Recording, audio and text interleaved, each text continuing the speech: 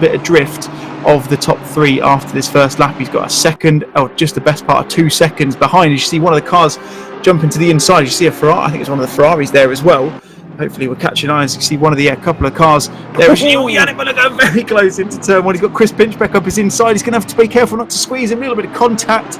They've managed to keep it in a straight line, and Kieran Vidargo is not going to need 2 invitations. He's going to try and get a move on the both of these. You see, just trying to get round Chris Pinchbeck, doesn't make it done this time, and it's all as you were somehow.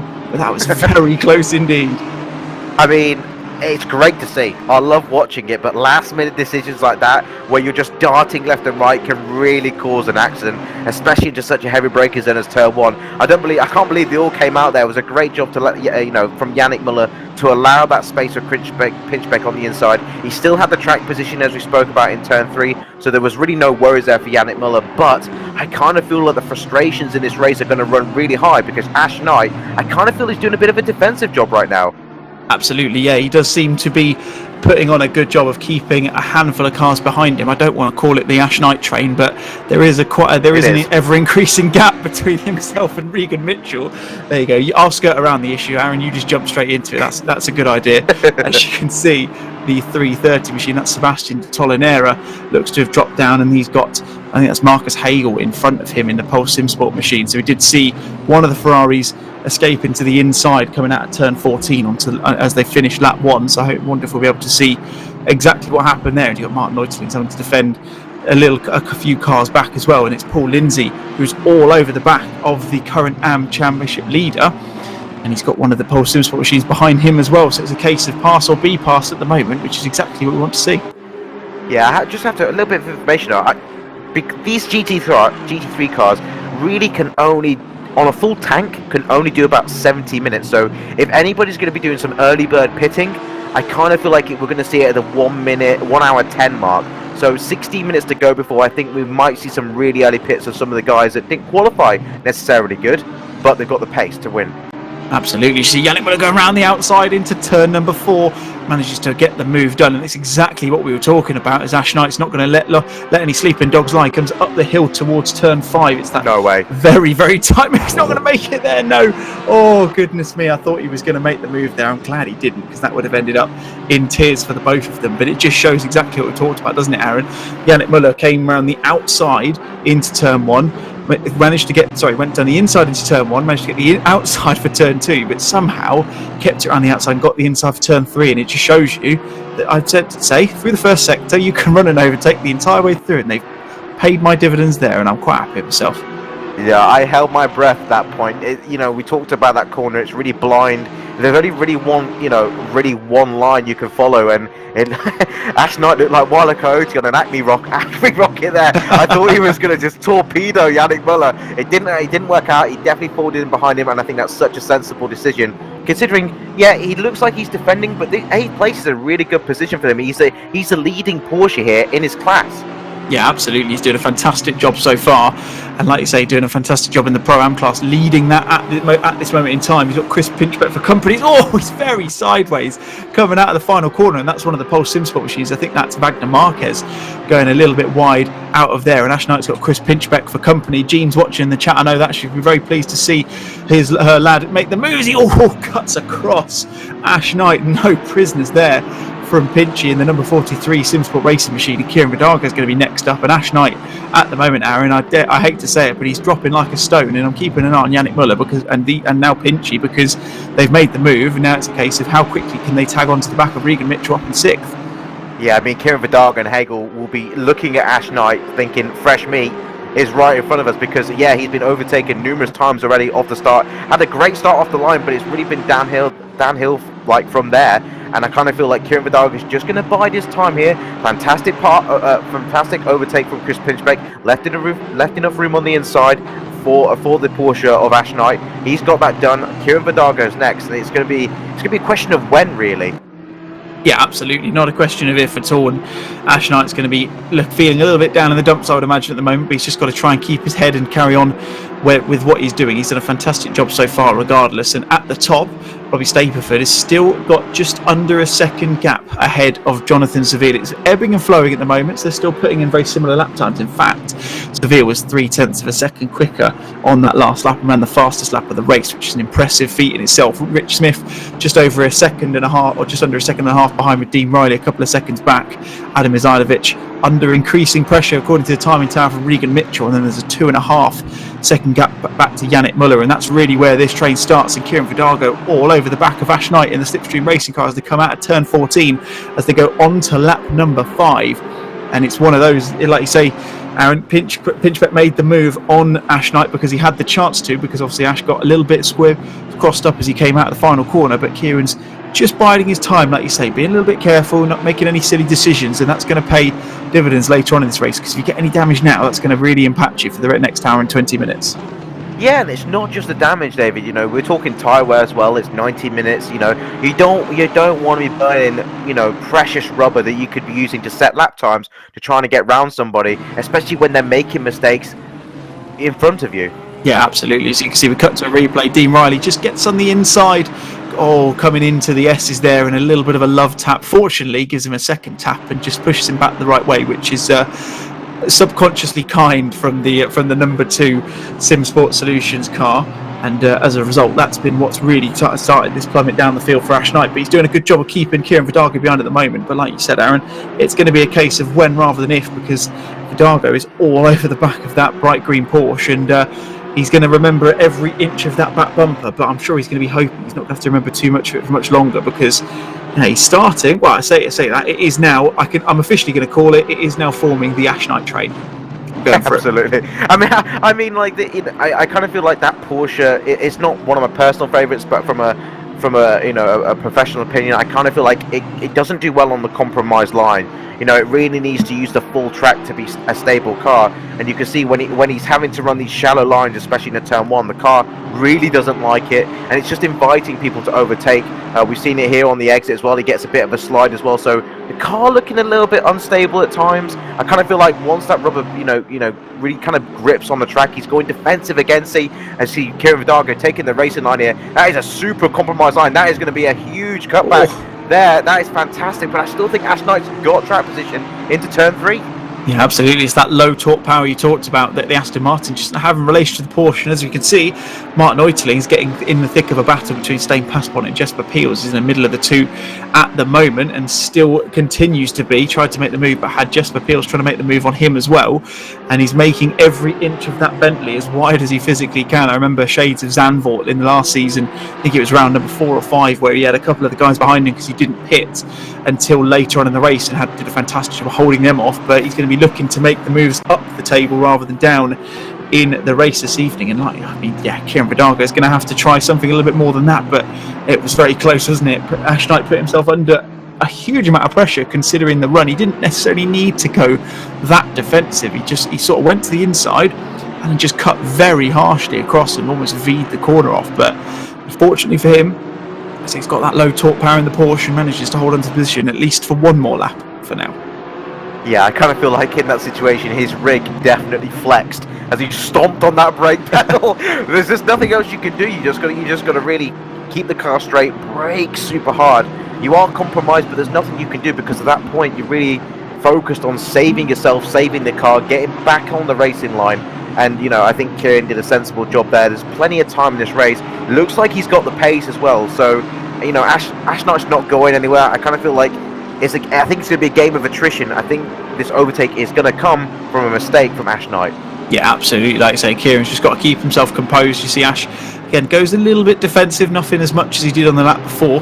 But again, takes a nice tight line into turn 1 and holds on to that position for another lap. But at the moment, he's starting to fall back from Chris Bridge. But you see the gap, it's 2.5 seconds there or thereabouts right now, as the gap at the top has continued to extend as well after after Jonathan Seville went in and put a fastest lap. 𝗏𝗏𝗏𝗏𝗏 was doing exactly the same thing on the last lap. You see the gap extending. It's 2.2 seconds at the top, and it's 2x2 hurrah pretty much as they go through the top 4. 𝗏𝗏𝗏𝗏𝗏 still leads the way from Jonathan Seville. Rich Smith and Dean Riley still line astern in the Aston Martins in 3rd and 4th, with 𝗪𝗏𝗏𝗏𝗏𝗏 still at this moment in time holding off the Lamborghini of 𝗏𝗏𝗏𝗏𝗏𝗏. So Adam having a good showing so far in this race. You see 𝗪𝗏𝗏𝗏𝗏𝗏𝗏, an interesting line through there, Aaron. It's took a fair bit of curb, which I'm sure his Aston Martin isn't going to like. Well, you say he doesn't like it, but I kind of feel like driving the Aston Martin. It is a car that absorbs so much, I would say, aggressive driving, and it's one of the key areas of this track where, for the mid-engine cars and the rear-engine car like Ash Knight and the Porsche, kind of unsettles. You've got to take a very precise line, avoid the orange curbs. But in the Aston Martin, you can really just nail them. You can drive straight over them, and I feel that's where the Aston Martin is strongest. It's just such an all-round car to drive, nice car to drive, and I kind of feel like that's why in this battle here, I kind of feel like the Aston Martin's going to come out on top. Yeah, absolutely. As we change our focus to 𝗏𝗏𝗏𝗏𝗏 a little bit further up the field, currently sitting in 6th place, he's got 𝗪𝗏𝗏𝗏𝗏𝗏𝗏 very close ahead of him. There's only half a second between the two of them at the moment as they go into turn 1. That shark teeth on the inside. Ash Knight goes to the inside once more. 𝗪𝗏𝗏𝗏𝗏𝗏 though, massive swing around the outside. Goodness me, is he going to hold on to the inside line going into turn number 2? And it looks like this, Aaron, as long as he can keep it, and I'm sure he will, he's going to have that move. He's going to be up into 9th place. Oh, a bit of contact. Looked like 𝗏𝗏𝗏 maybe just slid under braking there and just catched into him. But that was unfortunate. But yeah, that move was coming. Yeah, well, Kieran's been patient for so long. He was absolutely having none of that. If Ash Knight thinks he's just going to turn in and take the apex, it's not happening, sunshine. It was beautiful from Kieran 𝗏𝗏𝗏, really stamping his authority there. And now he's got loads of tarmac in front of him to really catch onto the back of 𝗏𝗏𝗏. Yeah, absolutely. That's going to be his focus now. Put attention on the crosshairs firmly against 𝗏𝗏𝗏 as Martin-Pilkington and Ash Coupland at the back of the grid, still fighting hammer and tongs, which you love to see. Martin-Pilkington, I think, was the car who got caught up. I was just looking at the front end of that Ferrari, looking a little bit battered and bruised. So he must have been the one who we saw exiting stage left as they came out of turn 14 on the first lap. And that's unfortunately shifted them a little bit further back. But the man in the moment, at this moment in time, is this man on camera right now. It's Robbie Stapleford. He's 2.5 seconds clear of Jonathan Seville in second place. He's done a fantastic job so far.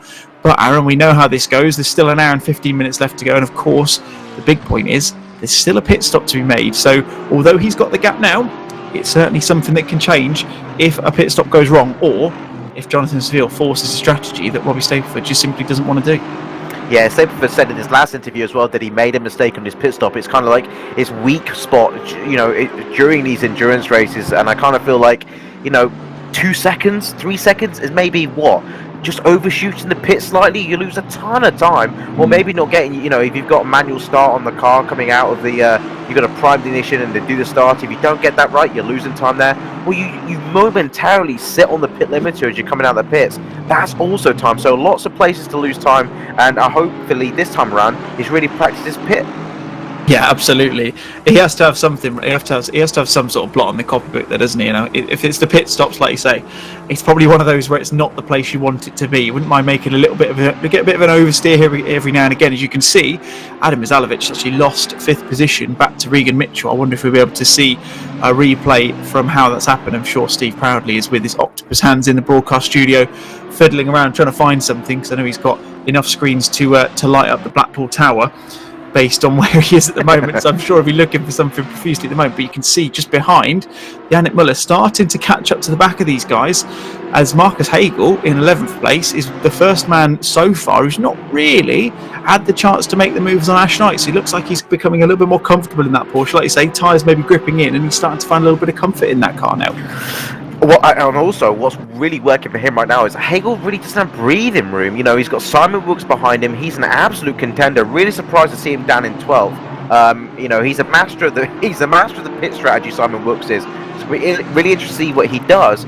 But he's also a mammoth on track. So yeah, he's got to be super careful. Hagel's got to be super careful whilst trying to approach Ash Knight for an overtake. Yeah, absolutely. It's that awkward position to be in, isn't it? You need to try and make the pass, but you've got to be so careful of people behind you. And Simon Wilkes is one of those who's not going to hold off for a pass if it's on the table. With Wagner Marquez a couple of tenths back as well, and Sebastian 𝗏𝗏𝗏𝗏 are doing another fantastic job, making that AM Championship and this AM race win his own at this moment in time. We've had no pit stops yet, as Aaron said earlier. Looks like most of these cars, in fact, if not all of them, will only make a 70-minute fuel stint in these cars. So we're expecting that we may start to see some pit stops in the next few minutes. However, it's not necessarily obligatory. Of course, they can pit whenever they damn well please. So it's just a case of how long will they go. And I'm sure as we start to see some people, I'm sure we'll see those around them potentially try and do similar things as well. See whether we're going to try and activate an overcut or an undercut, depending on how it goes. But here's a replay, and this is Regan Mitchell behind 𝗏𝗏𝗏𝗏𝗏, and I'm sure we're going to find out now how he gets in front of him. Oh! Goodness me, how on earth 𝗏𝗏𝗏𝗏𝗏 just kept that one in a straight line is beyond my knowledge. It was such a snap oversteer, and credit to Regan Mitchell as well. How did he manage to avoid that?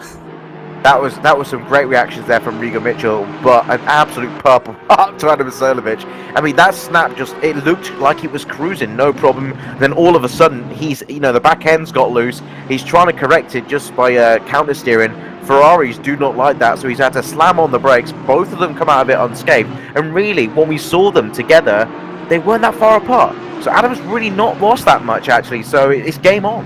Yeah, absolutely. It looks like they're very similarly paced. I can see 𝗬𝗔𝗡𝗧𝗏's gained a couple of tenths on the last lap. I'm looking at the timings, and yeah, he's gained 7/10 of a second on the last lap. So we've just proved our own, we've just kind of contradicted our own point, but it does prove that those guys are very similarly paced up until this point. And one man who's looking forwards rather than backwards is 𝗧𝗔𝗏𝗘𝗏. He's got a nice big 4-second cushion behind him back to 𝗓𝗏𝗏𝗘𝗏, who's not managed to escape the clutches of 𝗏𝗏𝗏𝗏 in the number 9 Porsche just yet, and not managed to turn his focus to these guys. But of course, as we can see, Yannick Müller and 𝗏𝗏𝗏𝗏 start to get into a bit of fisticuffs. I'm sure that number 4 𝗏𝗏𝗏𝗏 will be on the back of these before too long. But Chris, unfortunate in the last round at the Nurburgring, of course, had a coming together with Rich Smith on the first corner of the first lap. So a pretty depressing hour 29 minutes and a half and 30 seconds there or thereabouts to continue on, but didn't have quite the same luck going through the traffic as Rich Smith did, and ended up right the way down the order, as did 𝗬𝗏𝗏𝗏𝗏. He was caught foul of a protest and had to get himself shipped down 11 positions in the end. He finds himself currently sitting in 20th position. But Marcus Hagel, still, Aaron, not able to get past 𝗏𝗏𝗏𝗏𝗏, so he's not having it all his way at the moment. No, I think I'm going to go back to what he said. It does look like he's sort of comfortable in this position, which I certainly wouldn't be. Looking on that back, looking at that back cam, looking backwards on the track, you see Simon Wilkes, who really hasn't gone anywhere. He's maintaining this very danger imminent kind of like proximity to the back of Marcus Hagel, and I kind of feel like he's been sizing him up. He's getting really close. Look at that, superb. Just clips slightly the inside curve there. Doesn't want to take too much, using all that track. Looks for a move down the inside. It's not going to happen. It's going to V off the corner slightly, and I think he's going to position himself perfectly for a dive down the inside of turn 1. Yeah, absolutely. Keep your eyes firmly focused on this. It's a rather angry-looking front end of that Aston Martin with the lights on as well. It's not the kind of thing you want in your rear-view mirrors. As Simon Wilkes shapes to the inside, does he? No, just holds on for another couple of corners at least. You see them concertina up as they go under the heavy braking into turn 1. Takes it nice and wide. A little bit of oversteer from Wilkes there, which just puts him a little bit further off as he comes out of the corner, but he's got enough of a safety blanket to 𝗏𝗏𝗏𝗏𝗏 Marquez behind. It's nothing too significant, but it's enough to get away with something like that, as we now turn our focus to the front of the Pulse Simsport Audi R8, the 117 machine of Marcus Hagel. You can see he's got that bright green Porsche in front of him, but like you say, still after 11 completed laps, so we now turn our focus to lap 12. He's the first man so far who seems to be, I wouldn't say he's having difficulty passing him, because at the moment, Aaron, he doesn't really seem to be able to get on the back of that Porsche. No, and this is really the time where you want to push against the Porsche. We're looking at 20 minutes of racing, nearly, or 21 minutes of racing completed. Oh, that's someone off the track. Who is that? I think that's Ash Coupland. That was Ash Coupland. Like I say, he was at the back of the grid, so I don't know how that's happened. Again, I'm going to tout Steve Proudly for this one, but I'm hoping we can find out exactly what's happened there. And interestingly, at the same time, 𝗏𝗏𝗏𝗏𝗏 has dropped down away from 𝗬𝗏𝗏𝗏𝗏𝗏 and has got Yannick Müller. I wonder, potentially, Aaron, I'm not going to assume anything, but I wonder if there's a bit of a coming together, because that gap between Müller and Mitchell was not half a second a lap ago. No, and I kind of feel like maybe with that little bit of an incident, it may have kind of unsettled the tyre pressures as well. But also, Adam's a very mental driver. One thing can really affect his driving style if he doesn't feel comfortable, or something like that happens where the Ferrari snaps on you. It's going to play mind games with Adam, and I kind of feel like, that may be part of it. But also, you've got Yannick Müller behind you. He was in contention to win at Nurburgring. A few mistakes didn't allow that to happen, obviously, with the pace as well of the top 3 at Nürburgring. But you've got Yannick Müller behind you, and you've really got to understand the pace that comes with that name. Yeah, absolutely. He's not a man who's going to shy away from an overtaking move here or there, and he'll certainly get the elbows out if he needs to. With the number 143 Simsport Racing machine driver, he's got 𝗧𝗏𝗏𝗏𝗏𝗏 not too far behind as well, who's had a decent start to this race. Again, he was unfortunate, like I said, in the last race at Nürburgring. He didn't really manage to get too far up the field, but he's doing a better job this evening. And he did mention in the chat earlier, he was looking for a slightly less eventful race this time out, and he seems to be getting that so far. But he'll be wanting to get a few more positions over the next couple of laps. 𝗏𝗏𝗏𝗏𝗏𝗏 clumpering over that curb on that second apex of the little hairpin there, the little chicane, as they come into the S's. And Yannick Müller's going to be keeping an eye on that. He's going to be looking at where he can potentially have a bit of a benefit on him. And it's interesting because looking at the timings, Aaron, it seems like Adam seems to gain a little bit of time through the S's, like you say. Maybe it's because the Audi's just not necessarily hugely comfortable through those fast-flowing corners. As we now will cut to a replay, and we can see this is 𝗏𝗡𝗘𝗏. He's got Martin-Pilkington for company behind him. Is he going to lose it on his own accord, or is it going to be a bit of a coming together between the two of them? Oh, you see it there, catches the curb. Oh, that's where the crunch came from. As you see, then again, in fact, that's where the secondary crunch. You see the bonnet pop up there. It's one of those, isn't it? Like you say, you talked about, Aaron, how you can attack the curbs in the Aston, but clearly that's not one of them. I mean, yeah, I kind of feel like that's a curb you want to avoid altogether. It looks very inviting because the tarmac really cambers into it. But the problem is, once you get two tyres up in it, you kind of unsettles the car as well. So, and that's in an Aston Martin as well. So I would say avoid that. That would be like a yellow flag to everybody not to hit that curb. You really you can run exceptionally wide as well on the exit. So there really is no need to run that shallow and touch that curb. Yeah, absolutely. I think, as you can see, I think that's 𝗏𝗡𝗘𝗏 retiring from this race. He's dropped back into pit lane, so I don't think he'll be continuing this evening, unfortunately, which is a big shame. Of course, having a nice little ding-dong battle and managed to get past Martin-Pilkington before, unfortunately, as you saw there, just losing it on the exit of turn 4 up the hill. Like I say, it's one of those where you've got to be really careful. And you can see 𝗓𝗏𝗘𝗏 with a slightly battered and bruised Audi on the right-hand side, just following behind 𝗪𝗏𝗕𝗏𝗧 at the moment. A little bit of a train forming here. That's 𝗏𝗏𝗘𝗏𝗧, the affectionately referred to as the works Ferrari driver in the Simsport community, sitting just outside the top 20. But Yannick Müller is getting ever closer to the back of Adam Izalevich in the number 1 Ferrari. And like you said before, Yannick's not one of those guys who's going to hang about. If he sees a move, he's going to go for it. No, absolutely. But I feel like, Adam Izalevich is going to be... He's been behind Adam now in the 111 Ferrari for quite some time. I think Adam may be aware of his driving style, where he might go for an overtake. You're quite limited at Hungaroring anyway. But also, if you're Adam, you really want to be kind of like being more defensive. Yes, keeping that distance, but play that little bit of a risk factor. Try and get 𝗏𝗏𝗏𝗏 involved there. He's not too far behind, and he can really drop some pace off Müller if Müller have to start to defend. Absolutely. You see Müller shapes to the inside, but just sits back in for another corner there. I did wonder, because I think we saw very close, going through the first corner.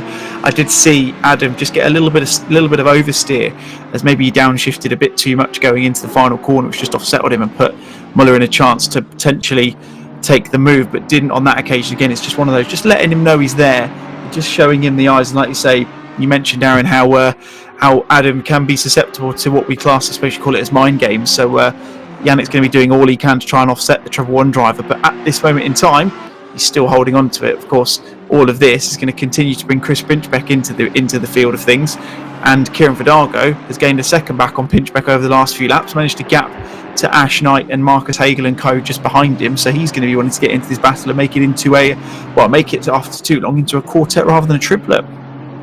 Yeah, just to go on a tangent, David. Actually, looking at the black carbon fiber Aston Martin of Chris Pinchbeck on Forza, if you could buy DLC, if someone else had DLC and you didn't buy it, what you would see on track was a blacked out Volkswagen Jetta, but it could be anything. It could be like a Viper, it could be an LMP2 car, and there's nothing, like, in my mind, that's all I see when I see a car of a black car. It's like it could be anything. Yeah, he's actually running an Indy car, and he's finding it incredibly hard to keep it in formation with all the other cars. It's terrifying. It's absolutely terrifying. So I don't think Muller's got those mind games, but for me, it's terrifying. I can picture the front page of the papers now. Infamous Volkswagen Jetta wins the Le Mans 24 Hours in the LMP1 class. You'd love to see it, wouldn't you? Tinted black windows, like the whole thing is just blacked out, and it's super quick and it looks ridiculous. Oh, fantastic stuff. As you see, someone's just mentioned in the YouTube chat this fantastic exhaust camera for Ash Knight. It's a fantastic one, and someone's also mentioned the replay on the 𝗏𝗡𝗏𝗏𝗏 crash. If you go back a couple of minutes, Harry, you'll be able to catch a glimpse of that. It was popped up, and unfortunately just lost it through the corner after this one, so turn number 4 got on the inside of the curb and just dipped it into the wall. Like I say, unfortunately drops back as a result, and we can see Robbie Stapleford still continuing to extend that gap ahead. He's not necessarily doing it by a huge margin, so Jonathan Seville's keeping him honest. He's keeping within that within the time to really kind of force the hand of Robbie if he does look to go in and make a pit stop. But our focus is still going to remain on these three. It's the battle for 6th on track, and we've got the Volkswagen Jetta as Yannick 𝗏𝗏 goes wide coming out of the chicane, puts himself under pressure from 𝗧𝗏𝗏𝗘𝗏, and he's now going to be looking behind rather than forwards as that black Aston Martin, I know he said something else there, that black Aston Martin is all over the back of that Audi now. And Aaron, it's one of those, isn't it? Like I say, it's got to be careful as you see Ash Knight, first car of the evening, getting the infamous drive-through penalty, and been a bit of a naughty boy, been extending those track limits as 𝗧𝗏𝗏𝗘𝗏 going into turn 12. No, Lily makes a move there. Yeah, I mean, it's a sorry tale for Ash Knight. I kind of feel like he's been really pushed to his limits, and we're talking also track limits included. And I kind of feel like he doesn't deserve that. He will have to go, serve his drive-through. But I kind of feel like he's been put through the paces tonight, and this will be a real learning curve for him in the Porsches. We see 𝗧𝗏𝗏𝗏𝗏 losing an absolute ton of time there on the back of Yannick 𝗏𝗏. That was his open opportunity to really make something happen, and he's let him get away again. And it looks like Muller's going to be charging back on Adi Michalowicz in the Ferrari. Absolutely frustrating times for Pinchy at the moment. His mum will be watching at the moment. I'm sure she'll be egging him on, trying to get him to make the move. But yeah, unfortunate for Chris. Not coming his way so far. As you see, Ash Knight does then peel into the pit lane to serve that drive-through penalty. I'm sure that won't be the last one we see, as I can also see in the YouTube chat that Mike Yao is very proudly of what Steve's been doing on the cameras, but that would be one of the worst puns in the existence of mankind. But should we say he was quite fond of the exhaust camera a few moments ago. Oh, just people taking notes of Steve's camera work. That's all I can say. Absolutely. It's all right. He won't tell you how exactly to do it, but he'll just make it look good so people can ask him how he does it, and then he'll start charging for camera lessons on there. I'm sure he will after too long. He's a very shrewd man, is Steve Proudly, as I'm sure many of you know. So I'm sure he's got some business ideas up his sleeve, just touting it to the people at the moment. But that's a fantastic camera angle, like we said. And we can see Ash Knight, where's he dropped down to? He has dropped all the way down to 21st position. Of course, he's not made as a mandatory pit stop, so he's still got another one to go. But it just tells you how long the pit stop will be roughly at this point. You can see the bottom two, Mark Raddenberry and Martin-Pilkington, have gone into the pits, and we've lost a driver as well. I'm not entirely sure who that is. I'm just trying to keep a look through and just see if there's anyone obvious, but we've had someone disappear, unfortunately. So we're one driver down, but we're starting to see, Aaron, some of the pit stops come into place. We're going to be interested to see how the strategy starts to play out. Absolutely, and as soon as you said someone disconnected, I went straight to Vidago and to search for him. He's still there. It's okay, we're all good. Unfortunately, someone still has disconnected, but it isn't Kieran. But yeah, you're absolutely right. Some of the pit stops are coming in, and I kind of feel like they're going to go for obviously a full tank, which they will have to do to complete the race. But also now they're going to, they haven't practiced managing their tyres.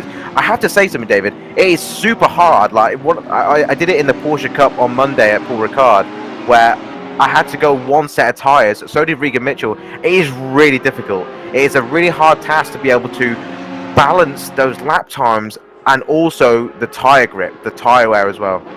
Absolutely. You see 𝗟𝗏𝗏𝗏𝗏 going for the move up the inside of Jesper Peels, but unfortunately he's got to then hold off from Roberto Santoro behind him, so not ideal from the number 888 out Ferrari 488 and the Get Well Show Me Soon car. He's under a bit of pressure now as a result, so it's one of those, isn't it? You try and make the move, but if you don't make the move, you're under a bit of pressure from someone else, and we'll keep an eye on those pit stop times from Raddenberry and 𝗏𝗏𝗏𝗏, because we'll get a bit of an idea, hopefully, as to how long it will take for tyres or no tyres, so we'll keep you guys aware of that. But this is forming into a right old ding-dong battle, isn't it, Aaron? You've got Tempera from Peels, from Kelsey, from Santoro, and Ash Knight is not too far off the back. And interestingly, Martin 𝗏𝗏𝗏𝗏𝗏, I forget to mention him, but he's not too far up the road as well. But at the moment, he's just about managing to tell the guys behind him to eat his dust a little bit. Well, yeah, it's a fantastic job from Martin. I forgot about eating my dust. That's funny. Yeah, he's doing a fantastic job. We saw him, start 21st on the grid. He's now in the 16th place. No incidents. And he's looking clean. The car doesn't look he's got any scrapes on it, so fantastic job from Martin 𝗏𝗏𝗏𝗏𝗏. Yeah, absolutely. He's doing a fantastic job in that car. We said a couple of times he's had a few machines he's not been particularly happy with, but he always seems to find his home with the Bentley Continental GT, and it's good to see him up the field a bit further than he would normally be in some of the cars as well. But Simon Wilkes on the back of Marcus Hagel in that Audi, and the number 117 machine faces the number 12, but the number 12 stays behind for now, and that's an interesting line from Simon Wilkes. It's an interesting line equally from Marcus Hagel. One takes too much of the inside and one takes too much of the outside, but it remains as it was for now. And we saw that Ash Knight wasn't really the cork in the bottle for those guys. They couldn't necessarily get past him, but as you see, we're going to turn my focus away from that because Roberto Santoro is at the inside of 𝗬𝗔𝗡𝗚𝗧 going into turn 1. Ash Knight's going to try and get in on the action as well. Or I wonder if Ash Knight was just getting a little bit late on the brakes there, but lovely clean move from Santoro. It looked like Ковsi just went a little bit wide for good measure as well, and he's dropped himself down. But Ash Knight, like I say, he's had to serve that drive through, so he's still got his own pit stop to make, so he's going to want to try and make his way past it. So I'm sure he'll be pretty confident that the pace he showed in qualifying and at the start of this race, once he got settled in, I'm sure he'll be thinking he can make some moves here. Yeah, I mean, he's sat comfortably in 21st. He can see everything ahead of him. Instead of looking behind, he's looking forward, which is, I know it sounds stupid, but it's actually where you want to be looking. And you know, if anything unfolds in front of him, he's going to have that reaction time to avoid anything. But also, he's got like 5 people in front of him that he can realistically contend with, and I can see him into round like the top 15, maybe just outside the 16th place of 𝗪𝗘𝗕𝗏. So lots of places to be gained from Ash Knight. It's still not over for him. Yeah, absolutely, and good strategy can get him back up the order as well. And we saw that from a handful of cars in the last couple of races. And one person I was going to mention is the man in front of this field at the moment, 6 seconds up the road. But just going back to your Porsche Cup exploits on Monday, Aaron, just talking about strategies and how we see some converse effects and things like that. Regan Mitchell ran an hour and 26 or so minutes into the race before he pitted in the Ковsi Cup on Monday. And you see Mark Marquestein getting his first drive-through penalty of the evening for track limits, so they're starting to rack up for people now. Like I say, definitely won't be the last one, because as we mentioned during qualifying, and we have a couple of times in the race so far, plenty of chance to rack up those track limit violations. And it is one of those where you almost get to the point, don't you, Aaron, where you've got 3 and you just know the kind of track and you think, well, I'm going to make another one, might as well make it now. I've never got to that point. Like, I mean, it's different. It's just different to driving. I mean, 55 minutes to go. You've got to take up, like, there's multiple factors to take into consideration. You know, if you get a drive-through on a track with such a big pit lane like Spa, it's not worth it. You're going to lose so much time. Hungaroring, not that much. We've seen Ash Knight drop quite considerably, but he's still in contention. But it's just the fact that Hungaroring, as such a small track as it is compared to Spa, there's at least 3 or 4 opportunities to really get track limits, as we're on board here with Simon Wilkes. This right here, just on the exit, I think it's turn 12. That is really easy because you're pushing the car super hard, and if you don't get the grip, or the car suddenly just understeers, you're heading for a track limit, and that's just one of 3 that you might get. You could get a drive-through in a lap. It's that easy to do. Absolutely, yeah. I was just looking as well, like you say, just keeping a focus on Ash Knight. He actually dropped 30 seconds there or thereabouts. Of course, I know it was a few laps ago, so things could change since then, but he's 30 seconds behind Marcus Hagel, who's a couple of tenths ahead of before that happened. So you can imagine that's roughly a 30-second loss for a drive-through penalty. At least, of course, you're going to be looking about another 15 to 30 seconds or so, depending on whether you take tyres or not in the pit stop. But 𝗪𝗚𝗏𝗏 at the moment is feeling increasingly under pressure. He has been dropped by Regan Mitchell to the tune of 7.5 seconds, so it's really starting to break up a bit at the top, and he's almost starting to become a little bit of a cork in the bottle here for the cars behind him. So it's Yannick Müller, Pinchbeck and Vidago all sitting in tow of this treble 1 piston heads Ferrari at the moment. But at this moment in time, Aaron, he's managing to keep them behind him, so he's doing a good job. And like you say, although he had that incident going through turn 4, a few laps ago when he was in that battle with Regan Mitchell, he seems to have managed to compose himself a little bit. I say that as he clambers over the curb into the chicane, but he's doing a good job of defending at the moment, isn't he? Especially from someone as aggressive and as good of an overtaker as Yannick Müller is. Well, they're all part of the Simsport community, and I think that the respect for each other is reciprocated between all 4, really. Even though that, you know, 𝗪𝗚𝗏𝗏 hasn't really had any attempts on his life by Chris Pinchbeck or Kieran Vidago, but Yannick Müller is the same. They're all the same, really. So this is going to be a quartet where I think it's going to be hard fought for, and this is just for P6. So these guys are really losing a lot of time to the guys up in the top 5, and 𝗪𝗚𝗏𝗏𝗏, like you said, is the cork in the bottle for this quartet. Yeah, absolutely. As you see, for Kieran Vidago, I mentioned him a second ago, he's peeled off into pit lane, so he's the first of the top 10 to serve his mandatory pit stop. You see no drive-through next to his name, so that is a mandatory pit stop he's making. So we'll see where he comes out. We'll keep a keen eye on that one, and like you say, it just shows the competitive nature, but yeah, the camaraderie between these guys. Like I say, they fight really hard, feel really hard between each other, but there's always a nice element of respect between them. And if that's something you want to get involved in, then you want to hit the Discord link in the description on this stream, and you can get involved on track in any one of the many championships that Simsport Racing runs as well. There's your little plug for you to do something this evening. So expect to see all of you who are watching, if you haven't already, to jump into there before the stream is done. But we turn our focus to what is now the fight for P9. Of course, it was the fight for P10 a moment ago, but Simon Wilkes still on the back of Marcus Hagel. He seems to be ebbing and flowing that gap a little bit at the moment. As you see, he goes all very wide into turn 4. Didn't have the same effect that 𝗬𝗓𝗦𝗓𝗓 did a few laps ago, so he managed to keep it on the straight and narrow, but starting to run a little bit wide. And again, it brings up that moment, not on the note on the agenda, and doesn't it? Track limits. He went a little bit wide there. So he's going to be a little bit more careful now. Yeah, exactly. And you've got to be really careful through the chicane as well. It's very easy to, if you're really comfortable with your car, it's very easy to kind of just straight line it too much, because you do essentially want to straight line it, but if you straight line it too much, the game's like, no, I see what you did there, and it's not going to let you. It's not going to let you do that. So they got to be really careful, especially we've already mentioned this corner as well. Like, you want to push, because this heavy braking zone here in this corner is an ample opportunity for an overtake. So in your mind, you're just pushing to get as much corner exit speed as you can previous, and that can wind up as a track limit.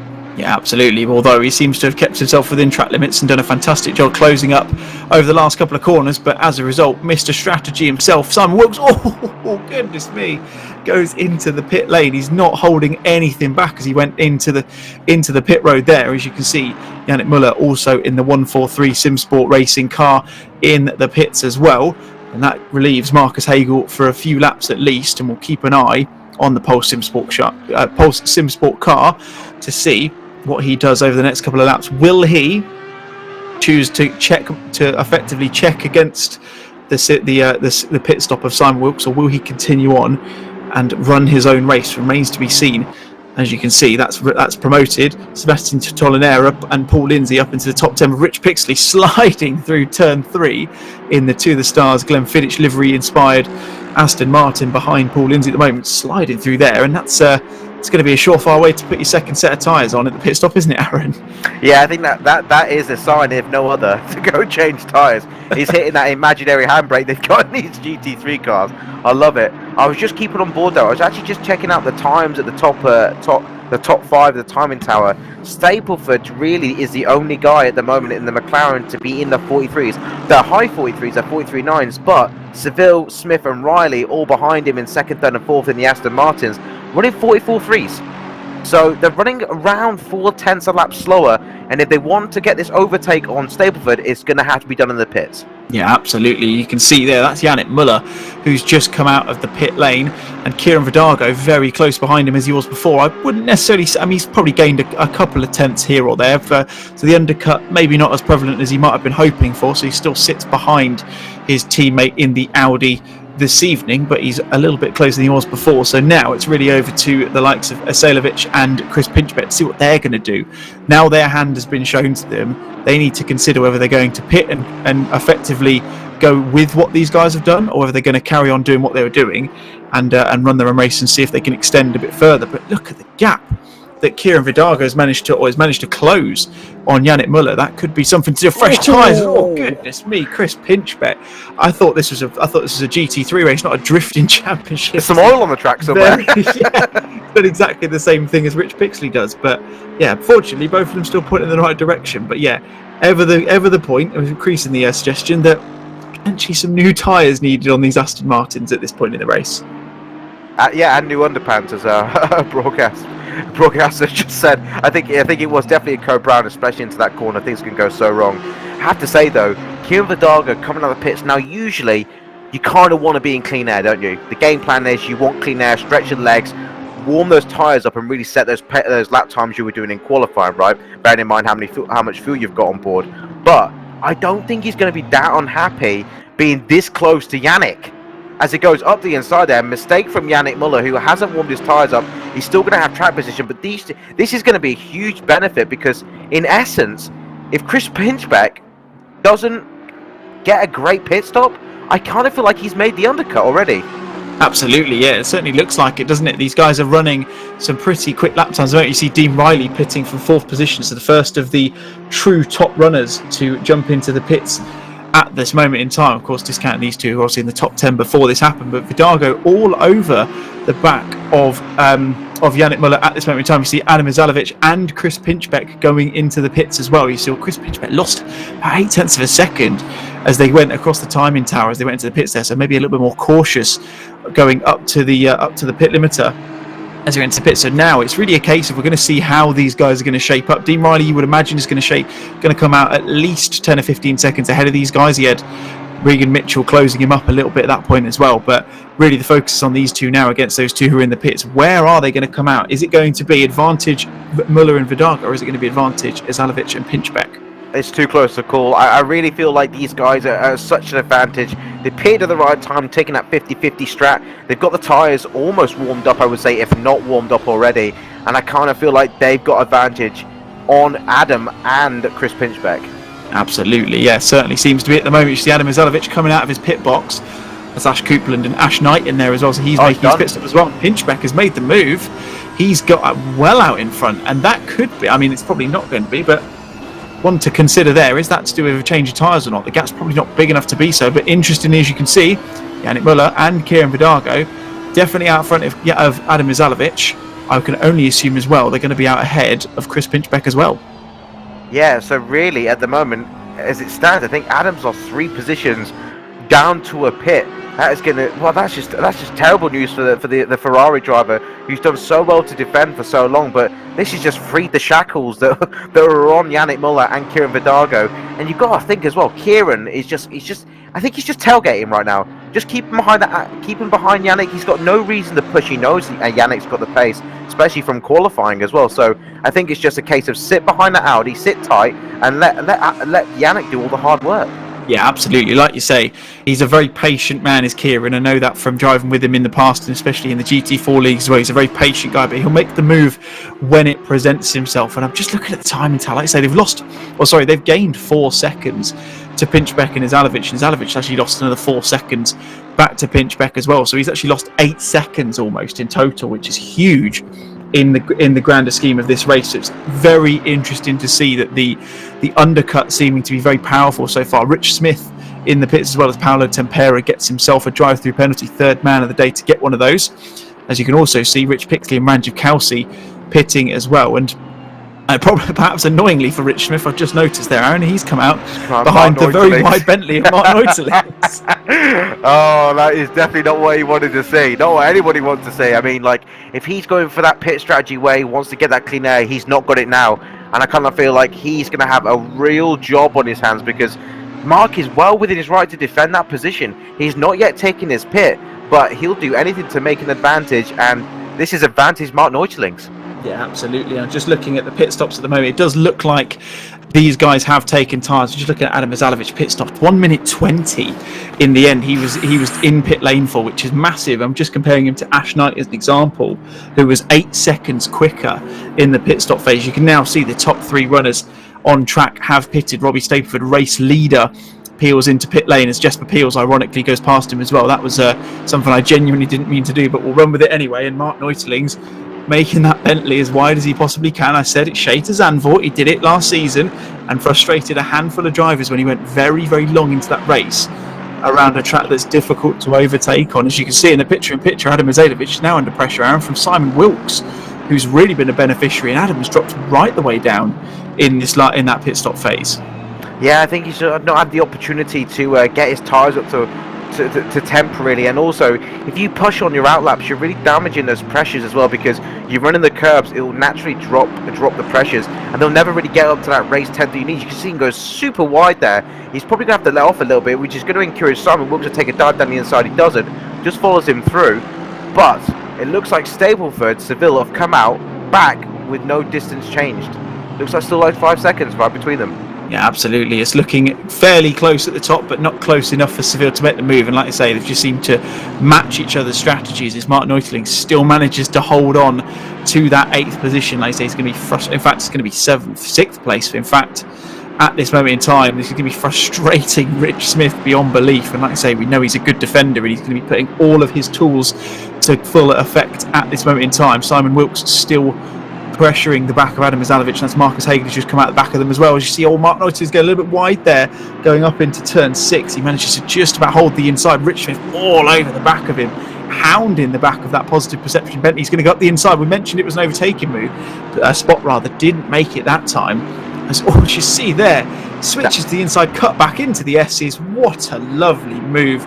Take your hat off for that. That was a lovely move there from Rich Smith. Kind of reminded me of Alan Walker in the KTM. You know, just setting yourself up with the chicane because of the ride height on the crossbow. And it looked like the Aston Martin really wasn't phased. And yeah, he just took that inside line. And there's nothing you really can do if you're on the racing line there to kind of defend other than go the way around the outside. But I don't think that Martin-Pilkington has got the grip in the tyres to really do that. Yeah, absolutely. He's certainly on some worn rubber at the moment. It looks as though 95%, if not all of the drivers so far, have elected to change pit stops. I'm yet to find anyone who hasn't, as 𝗫𝗏𝗏 from second position in the 444. Silber Lamborghini goes into the pits as well. So Paul Lindsay currently leading this race, but he's got Robbie Stapleford only 9 seconds down the road. So he's got the inevitable race leader not too far behind at this moment. Like I say, Jonathan Seville 8 seconds back, and Rich Smith has closed the gap. It's about 5 seconds for the pit stop phase. He's now back to just under 3. And if he can get past, well, in fact, sorry, he did get past Martin-Pilkington, of course, we saw. He's going to start to try and claw back that gap and see if he can get himself another step up that podium. But one person who is holding on position at the moment is 𝗦𝗓𝗓𝗏𝗡, although Simon Wilkes in the number 12 Simsport Racing Aston Martin all over the back of him. As you see, Adam just dips a wheel onto the grass there. That's not ideal, but fortunately for him, Simon doesn't manage to make anything of it. Yeah, looking backwards in his rearview mirror way too much. I think it is mind games at the moment for Adam. He's lost roughly 3 positions, net. When everyone takes their pits, 3 positions is still a lot, but there's still all to play for in this race. And yeah, Wilkes isn't going anywhere, so it could be potentially more. But I kind of feel like Adam just needs to find that grip back, find his feet, and just get that groove back. Yeah, absolutely. Like I say, it's one of those, isn't it? It's difficult. I'm very similar myself. You make a mistake and it's very difficult to get yourself back into the groove that quickly. But he seems to be doing it so far, if not putting himself under a bit too much pressure by going overly defensive on occasions. And like I say, well, not noticing where the limits of the track are, but he's got 𝗏𝗏𝗏𝗡 in front of him. He's a back marker, so they're going to be hopefully lapping him sooner rather than later. We don't want him to hold him up too much, just goes off to the outside there. Interesting, although he's not gone too far. And oh my goodness me, I wonder if you didn't notice that Simon Wilkes was behind him as well, because that got very, very close all of a sudden. What he was expecting for Adam to be there, but I don't know if you saw it, but Adam got another case of snap oversteer there on exit, and it looks like that Ferrari is borderline undrivable at this point. He's really finding it hard to find the grip. Every time he pushes it, it wants to kill him. And Simon Wilkes can see this. I don't think that's why he's not really challenging at the moment. He's just waiting for an accident to happen or waiting for a mistake from Adam, and he'll capitalise on it. Yeah, absolutely. And as you can see, still line astern as they were on the last lap, but just as close as they were the lap before. Marcus Hagel just in the background there. He's got 𝗏𝗏𝗏𝗡 in between them, so he's going to want to try and get onto the back of this battle in a moment. Of course, these guys are going to be up into the top 10, you would imagine, once everyone makes their pit stops. Only by the looks of it, Paul Lindsay and Martin-Pilkington, those who haven't made a pit stop as of yet. So it does look like the majority of the drivers, Aaron, have elected to effectively just split it down the middle. 45 on one set, 45 on another. Keep it fairly standard. We saw obviously a couple of people pit a little bit earlier. We've seen 2 people haven't pit yet, but it seems to me that there's not really been too much in terms of converse strategy so far this race. No, and it's been really surprising. I kind of feel like a pit strategy really is dictated by your starting position in the race, how it's going for you, and you kind of got to do it on the fly. I know that 50-50 is kind of the safe bet, which I think a lot of people will take, and that's a reasonable assumption. I think that it's straightforward. But if you're battling with somebody and you know that you can run really good times on a full tank of fuel and a fresh set of tires, take it. Like at some point, it's like there's nothing to lose. I kind of feel like some people just need to maybe, go out their comfort zone to do so. I know it's easier said than done. Me just sat here all high and mighty, watching other people struggle. But I kind of feel like that's something that they got to factor into when they're doing their pit strategy. Absolutely, yeah. I'm just keeping an eye just in respect to strategies and timings and things like that as well. Just looking on Pitwall Live, and if you obviously want to keep an eye on the timers yourself, then you know you need to head to pitwall.live and you can have a look at that on the Simsport Solutions server. It's just, I mentioned that Steve proudly does a fantastic job bringing it up, so he's doing a good job of bringing it up while I'm talking about it, so you can see exactly what we can see. And I'm just looking at the time differential, the gaps rather, between Stapleford and Seville, of course, the top two at the moment.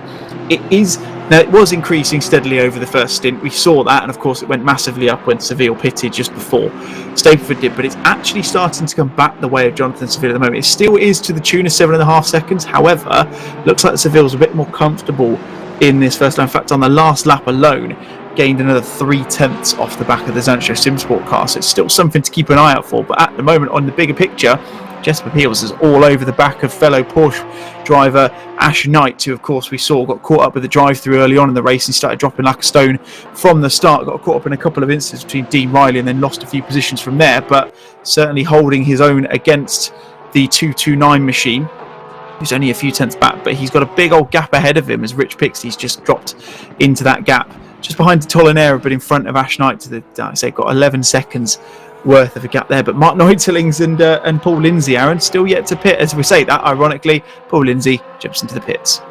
Yeah, I wouldn't be surprised if Mark has heard my disappointment in no one taking risks and is just going to go for a splash and dash right at the end. You know, one set of tyres, and maybe that would work for him actually. I think that in his position, yeah, he's holding 𝗏𝗏𝗏𝗏𝗏 up. He's holding a lot of people up, and it wouldn't surprise me if he doesn't take tyres, takes a little bit of fuel, and then goes out. Look at him going towards the inside there. Mitchell doesn't want. He just wants to get past him. Taps the rear end, and that is it's such a disappointment there. As I think it was 𝗏𝗏𝗏𝗏𝗏 that gets. Is that 𝗏𝗏𝗏𝗏𝗏𝗏 that gets through? I think that's 𝗏𝗏𝗏𝗏𝗏𝗏𝗏𝗏𝗏. So he's a lap down, so there's nothing really much coming there, but. Interesting, yeah. I mean, it's good sport with some ship, like you say, from Regan Mitchell to give him the gap. But yeah, there you go. You can see there. That's what you're trying to say, Aaron. I don't know if it was you mentioned, but Yannick Müller just behind these two now, so he's actually in the background of the picture. But it's 𝗏𝗏𝗏𝗏𝗏𝗏 who just got through the bossy, like I say, he was a lap down, so nothing too much impact in this one. So now Regan's got to dust himself off. I think it was a fair defensive move to an extent, and then I think maybe, from there, racing incident, I'm not going to decide, of course. As we always say in the Simsport Racing GT3 Championships, whatever you see at the end of the race, we'll class it as provisional because there might be a protest here or there going in. So at the moment, though, Mark 𝗏𝗏𝗏𝗏𝗏's holding on to 5th place, despite the fact he's the only man on track yet to make a pit stop. Yeah, I mean, tempers are flaring. Regan's a very reserved man. He doesn't say, it's a man of few words. But yeah, I kind of feel like tempers are flaring because, you know, he's not in the battle that they're in. You know, they chose their pit strategies. It's worked out for most of them. And now they got this great big orange and white Bentley boat in their way. I love it. I absolutely love it. And, you know, credit to Mark 𝗏𝗏𝗏𝗏𝗏𝗏. He's absolutely winning this right because, you know, he's racing for, you know, his own race almost against other people on the track, and he's yet to pit. That slide will not have helped him of any, and I kind of feel like he's got no other option than not to take tyres, go for some small fuel, and hold everybody up. Just hold everybody up. Just cause carnage. I love it. Absolutely. As you see, Regan Mitchell goes to the inside, doesn't make the move this time, but that's giving Yannick Müller the chance to cling on to the back of these guys. 𝗏𝗏𝗏𝗏𝗏 only a couple of seconds back as well. Yannick Müller's actually within a second now, so you'd assume he's well within slipstream range to get a bit of a toe off of these guys. And as they continue to battle, that's only going to get closer. As Paul Lindsay under a bit of pressure. In fact, that's 𝗏𝗏𝗏𝗏𝗏𝗏 who's a lap down, I think, on him at the moment. In fact, no, that's Mark Markstein, sorry, who is a lap down, and he's got Martin-Pilkington close for company behind them. But at the moment, yeah, it's starting to build up a little bit, isn't it, Aaron? Like I say, we've got some battles close on track, some people who will eventually shift out. I say some people, one person in particular, Mark 𝗏𝗏𝗏𝗏𝗏𝗏 will shift out, and like you say, I think he has got to the point now where he's got to just stick true to himself. He's got to push that strategy as far as he can, stick a litre of fuel in the last couple of laps and just see if he can hold on, because we know how big that fuel tank is in the Bentley. He's going to try and give it a go, but at the moment he's got a shark right behind him in the form of Regan Mitchell. He's got Yannick Müller right on the back of him as well. This duo has become a triplet quicker than you can click anyone's fingers. I wouldn't put out 𝗏𝗏𝗏𝗏𝗏𝗏 as well. You know, they both came out the pits, him and Yannick Müller, very close together. He's about 2 seconds off the back of Yannick now, but that could all be scrubbed away if this continues to go on. Mark 𝗏𝗏𝗏𝗏𝗏𝗏 is putting up such a fight right now. Absolutely, as you can see, I'm just looking at the timing tower as well. We'll come across to the timing tower in a minute because Regan Mitchell going up the inside, a little bit of contact, 2 in 2, and that's a different corner but the same outcome as 𝗬𝗓𝗪𝗏 is going to look to get in there as well. He's got a bit of contact. Wonder if Martin-Pilkington, you didn't see him coming there. Regan Mitchell again, sportsmanship-like behaviour, just waits behind Martin-Pilkington to let the move happen. But Yannick Muller's like a kid at Christmas. He's had all of it come at once. He's just managed to make 2 positions without even having to move an inch. Sat behind him, waited for the contact, and he'll go, thank you very much, I'll see you later. Puts himself up into 5th place, and 𝗬𝗓𝗪𝗏, who's a couple of seconds back, he's been the winner of that as well. He's gone from 8th up into 6th place, and Regan Mitchell, he's tried it twice, and unfortunately twice onto, in fact didn't really try it the second time, but on both occasions, bit of a spin, knocks Martin-Pilkington wide, and now they've got Chris Pinchbeck, who's going to be inching ever closer as well. So this is not over yet for these two, and if they keep on battling like they are, they're going to be dropping positions hand over fist. Yeah, and I kind of feel like it's so unfortunate for Mark, really, because it's just not helping him any. He's probably accruing a minimal damage, but it's the time that he's losing through every small incident, that he's having with Regan Mitchell. And I kind of feel from Regan's point of view, I understand it. He wants to get past, but you can't. Like you've got to size him up. You've got to get the measure of the man, and he really hasn't. He's done it twice now, where he's tried to get him under braking, but he hasn't been side by side. He's not had the advantage up the inside, but yet tried to make it stick. It hasn't worked, and they've both had 2 collisions because of it. So I think for Regan, he's got to find a place. He's got to assert his dominance, but don't be overtly aggressive. Absolutely, yeah. I think turn 1's going to be where he makes the move. He's very close going into turn 12 towards the back end of the lap now, but again, just shapes off and just waits front of the lap. That has got to be one of the worst camera angles in the world, and that's nothing to do with Steve Proudie. It's just the camera replay we get from ACC as you get that enormous banner that crosses them as they come out of the corner, so you can't actually see them until they cut underneath it. But Mark just about holding off Regan Mitchell as they come on to the start-finish straight, as they come on to lap number 34.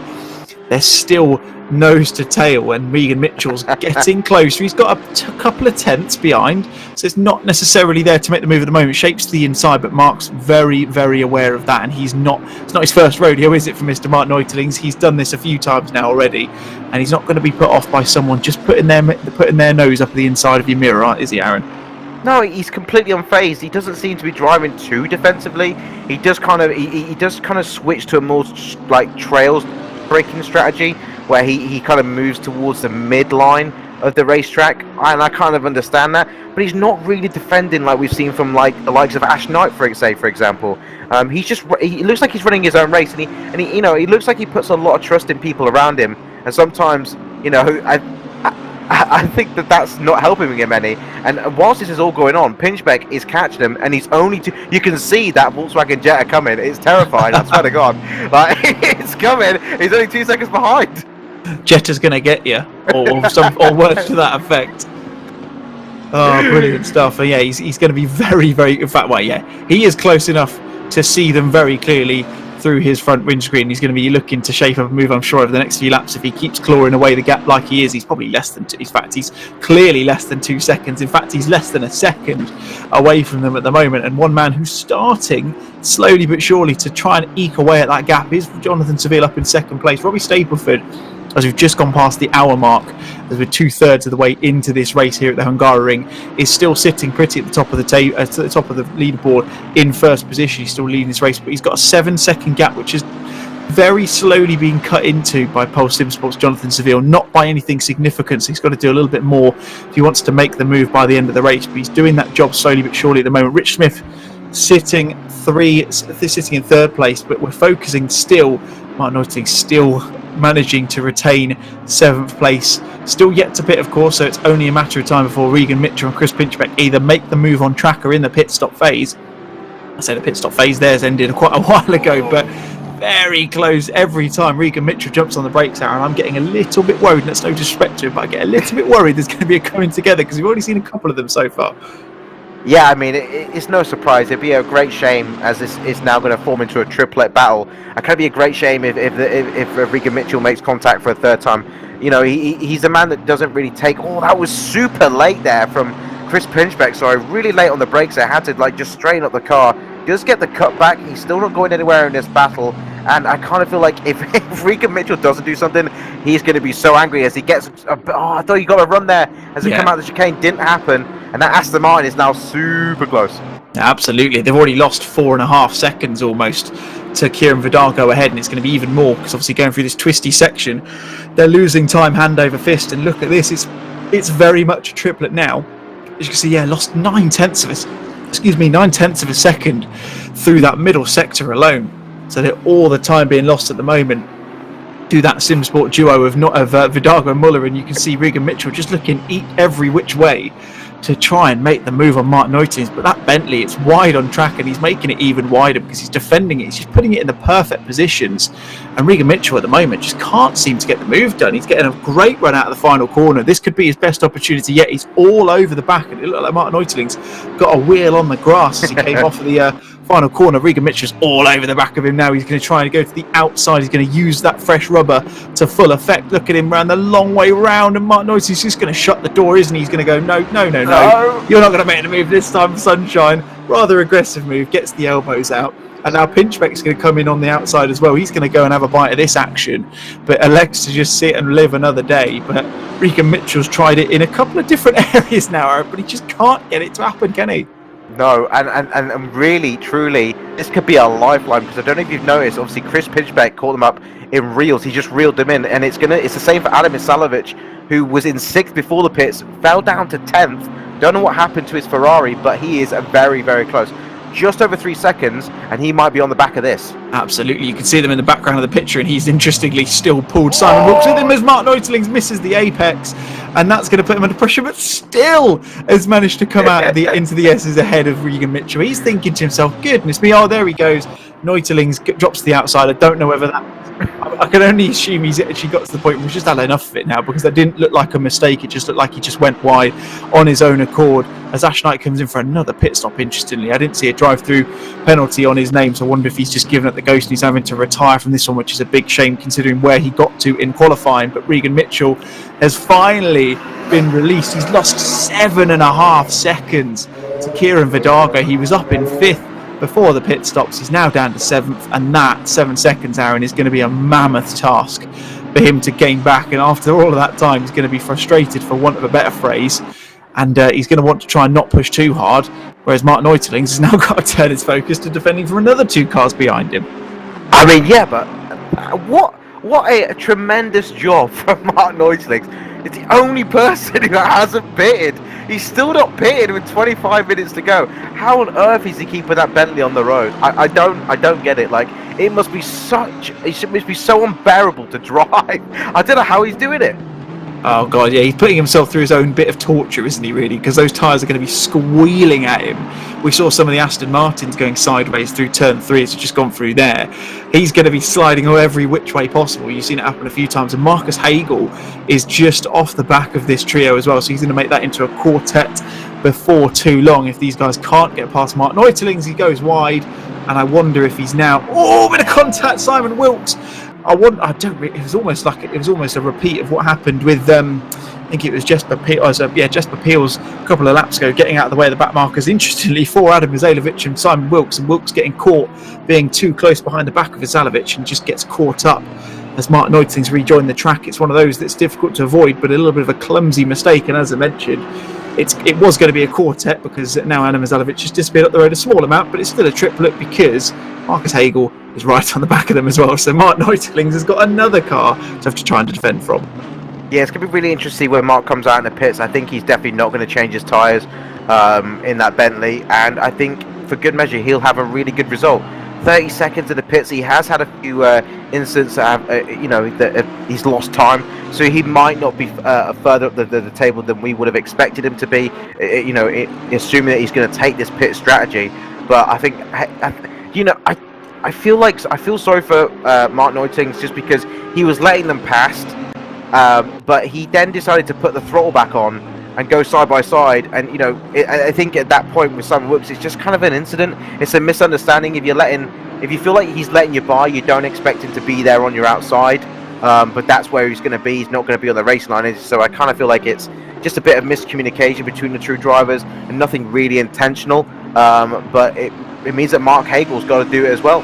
Absolutely. Oh, nearly went for the move into turn 4 there. Not exactly an overtaking spot. We saw what happened to 𝗏𝗡𝗏 there a little bit earlier on in this race. Of course, caught the inside curb and spun himself into the wall. He's had to retire from this race, as has Ash Knight by the looks of it. And in our picture-in-picture, someone who's been relative, well, there's no relative about it. He's been unscathed and untouchable, and I dare I say imperious through this race and through the first hour and 7 minutes of this race at the Hungaroring. Robbie Stapleford seems to have really got a measure on that gap now back to Jonathan Seville. It's sitting around the 7.5 second mark, and I'm going to be honest, Aaron, I'm struggling to think of what I'm going to ask him. He's not really had much to do in the race when it comes to the interviews at the end of this one.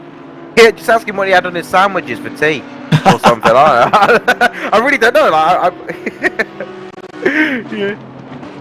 I mean, like we just heard from broadcast that he does have a big slide, and I kind of feel like that's been the story for Stapleford and Seville, because as the temperatures drop throughout the race, the lap times have been pretty consistent and pretty similar between the two. So I kind of feel like it's the occasional mistake made by both of them, and it's just allowing this kind of like ebbing and flowing effect where, you know, they gain sometimes and they lose sometimes, and that gap's really not come down at all. Yeah, absolutely right. I'm just going to make a note. Lap 39, turn 2 slide. I'll mention that for my interview notes for just over half an hour's time. Like you say, you can see the effect. It's lost him around about 0.3 of a second. As you can see, Jonathan Seville in the picture-in-picture as he disappears out of shot there. But Mark 𝗏𝗘𝗧𝗏's still holding on against one of the other many Pole Simsport Racing cars on the grid for this evening. Mark Hagel, of course, we mentioned in the GT4 race at Paul Ricard in the midweek. He did get his first podium in the Simsport Racing Championships. He's not quite having the luck of it in the GT3s so far. However, he's going to be trying to make the move over Mark 𝗏𝗘𝗧𝗏's again. Just has to sit in as they go through turn 4. Not an overtaking spot. We've seen some people occasionally shape for the move, but sensibly pull back out of it. But again, it's a case of when rather than if. I mean, it's going to be happening one of two ways. It's going to happen on track or when Mark pits. But yeah, Aaron, I think what we're seeing is a man in the Bentley who is having to stick true to himself. He's obviously thought to himself straight away, right, I'm going to go for the long stint and push it as far as I can. There's nearly a little bit of contact between the two of them, but he's kind of just got to grin and bear it now, isn't he? It's going to be very difficult to drive that Bentley, but he's effectively set his stall out. He's got to go as long as possible and go in literally until there's a drip of fuel left in the tank, and then just come back in and put a little splash in. Yeah, and it looks like Marcus Hagel has been the most aggressive against him, really. I know that he's had a few incidents with Regan Mitchell, but just the way there's just the erratic driving style of Hagel. He's kind of like weaving. He is flashing him. He wants to get past him, obviously, but he's not really going to make any advantages by doing so. I think, you know, Simon Wilkes is quite far ahead now. They're going to be back with 𝗏𝗏𝗏𝗏𝗏. You know, I kind of feel like it's not over. It's not over with 20 minutes left. But I kind of feel like this aggressive driving style just never ends well, and I'm really speaking from personal experience of being the aggressor. Very honest of you, Aaron, I must admit. But yeah, I do agree with you. Like I say, you know that Mark is going to pit eventually. He has to do it. So if that gap is there, I suppose what he was thinking. Well, I mean, a couple of laps ago, you'd forgive him for thinking he can make the move and get it done as he goes sideways through turn number 2. There's a fantastic bit of opposite lock to keep the car pointing in the right direction, but it's just got to that point now, hasn't he, where he just really needs to just wait. He's, like you say, he's not going to catch him. You see the 𝗏𝗏𝗏𝗏 imprinted on the back of that Bentley. That's a fantastic camera shot. I've got to say, I've got absolutely no idea how Steve Proudy's managed to catch that, but very impressive nonetheless. And he's making Mark Hagel eat that at the moment because he's not managing to get the move done. And he just needs to calm down a little bit. Leave it, let it happen. Like you say, he's too far back, you would assume, now to make the move on Simon Wilkes and get that time back. So taking 11th place is a good result considering the size and the fierce competition of this grid. And just move on to the next one, and rather than getting frustrated, because if he makes a move and he doesn't stick, Paul Lindsay's only 14 seconds down the road, and if he gets the wrong way and switch back on himself, he could be losing a couple more positions to boot as well. Yeah, and just a side note really as well for Mark 𝗏𝗏𝗏𝗏𝗏. I mean, he has, like we said before, time and time again, he has been involved in a few incidents where I think the damage would have been minor, but the time loss would have been really, really, really bad for him. And I think that, you know, with this pit strategy as well, I'm kind of looking for a net positive. Oh, goodness me. Oh, that was more like eat my bumper rather than eat my dust. That was big from Hagel. Yeah, chew my pipes. Oh, that got me, Steve. Sorry, you have to take this one. We've not quite got to the watershed yet, Aaron. So let's calm it down a little bit. That was more than a love tap. That was a bit of a. I mean, it's not even a friendly nudge, was it? He went through the back of him to an extent. It was very much a letting him know you're there sort of thing. But yeah, I don't do that. I don't swing that way. Oh, I love it. Oh, Mark, this is just Mark all over, right? He picks the biggest car there is in the game. And I think I don't think he's like, oh, did someone just scratch my back or something? It's just like a fly lands on him. He doesn't really pay attention, and he just carries on going. Like, nothing ever phases him. Like, he's run the same race, he's taken the same lines, and of course he makes a few mistakes because, like everybody does, but he's just not phased by it. He just carries on going. Absolutely, yeah. He's probably just thinking, oh, maybe I should outbrake myself into the final corner there. I won't do that on the next lap, and we'll see what happens. But yeah, he's managing to hold off Mark Hagel in whatever way he needs to at the moment. And Mark is, you can see the frustration coming out in the driving style at the moment of that 117 Audi Simsport machine car. Just needs to rein it in a little bit, and like you say, just manage the race for the rest of it. But meanwhile, Simon Wilkes is back on the back. I say he's back on the back. He's retained on the back of 𝗪𝗡𝗪𝗡 in that 1111 piston heads Audi 488, and he's been stuck around here, Aaron, for the best part of 40 minutes, I would say, since the pit stops and everything else has happened. It seems for me, Simon, you said he's got the good strategy. He's made a couple of positions up. He was 12th before the pit stops, as 𝗏𝗲𝗄𝗆, you see there in the 229 Porsche, gets a drive through for his trouble. So yet another man to get that blot on the copybook. In fact, Martin 𝗏𝗘𝗧𝗏𝗧 not going to hold on to the position this time, it seems. I don't know how he managed to do this. I know he's good at defending, but he's lost the move before he goes in. He's gone a little bit earlier on the brakes, but Marcus Hagel just manages to hold on to it, and you saw there, you could see the thought in Mark's mind, couldn't you? I'll get the cut back on him, I'll stick nice and close to the apex. But good move there from Hagel, manages to make the move cleanly there. He's of course got 8.5 seconds to gain, so you would imagine it's going to be 11th place for him. But yeah, Simon Wilkes, talked about him a little bit. He's been good on the strategy, you mentioned that, Aaron, didn't you? But not really made the move stick out on track, has he? Like you say, Adam was one of those we thought we might see him drop down a bit after that incident he had near 𝗓𝗏𝗪𝗔𝗏 towards the top end of the race. But he's kind of retained himself, and Simon's been around him for a while now and really struggling to make the move stick. Yeah, and we spoke about it at the beginning of the stream. You know, the Hungaroring is really a favourite for the few, or of the few. It's not really a track that people go, oh yeah, it's Hungaroring. You know, not a lot of people do that, and I kind of feel like maybe, you know, that's what we're seeing out on track, because what we saw at Nurburgring is not exactly what we're seeing here. Yes, Stapleford is dominating at the front, and that was a bit of a love tap there from 𝗏𝗏𝗏𝗏. Oh no, sorry, Santoro on 𝗏𝗏𝗏. That was a bit feisty there. Oh, he does it again. But yeah, these guys can't behave. You can't wait till the race is finished. This is crazy. It's like London buses. Yeah, well, this is for position. So, you know, and Marcus, he just gets a drive through. Oh, that is tragic. Just ahead of him as well in the Porsche, because this is battling for position. But this is also in the, I believe this is the amateur class as well. So that is Marcus. He's going to have to serve that drive through with 15 minutes to go. Yeah, absolutely. Santoro goes at the inside. I don't know if there's been a spin there. I don't know how.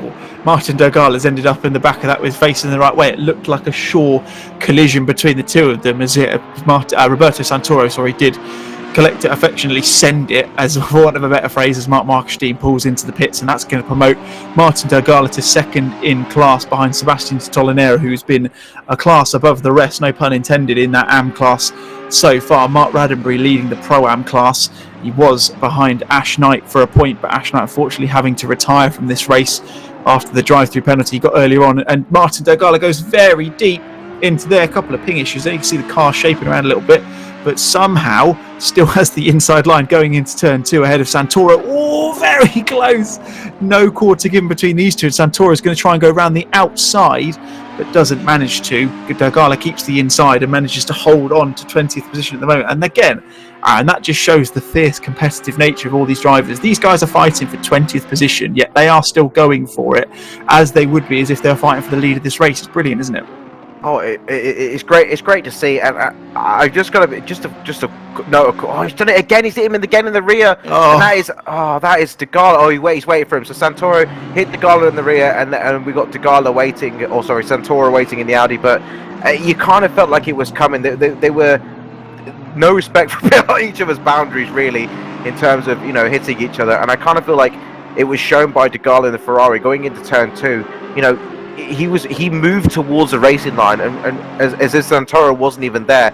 And I kind of feel like it's a very risky play to do, really. To drive like that is not a good driving style, because, you know, any slight contact can really, like that, really unsettle the cars, and it's just not good. It really is not good. Absolutely. I'm sure you saw that contact coming, because you said slight contact as soon as 𝗏𝗏𝗏𝗏 and Simon Wilkes came together. It looked like the textbook switchback from Wilkes and the Apex Predator Simsport machine, but he didn't manage to make it, and as such still remains in that final top 10 position. Of course, points go all the way down, so it's not necessarily a case of he gets no points one way or another. However, he's going to want to make that move for on-track kudos, if anything. And he tried the switchback as it was so sideways going into turn 5. Those tyres look like they're shot to bits. We've seen the Aston siding around pretty much every corner of this track so far, and once more you see that from Simon Wilkes. They've got a couple of back markers ahead of them, so Simon's going to be looking to use them potentially as a chance to make the move. Meanwhile, Regan Mitchell back on the case of 𝗬𝗏𝗏𝗏𝗏. Of course, he lost that position after coming together with Martin-Pilkington, but he's going around the outside as they come into the final sector, heavy under braking, but 𝗏𝗏𝗏𝗏 goes to the inside, looks to hold the move, but Regan Mitchell round the outside. Is he going to have the inside for turn 13? He is, and he's had a bit of contact between them again. I'll say between them again, but Regan Mitchell, third bit of contact for him in this race, and he just cannot catch a break.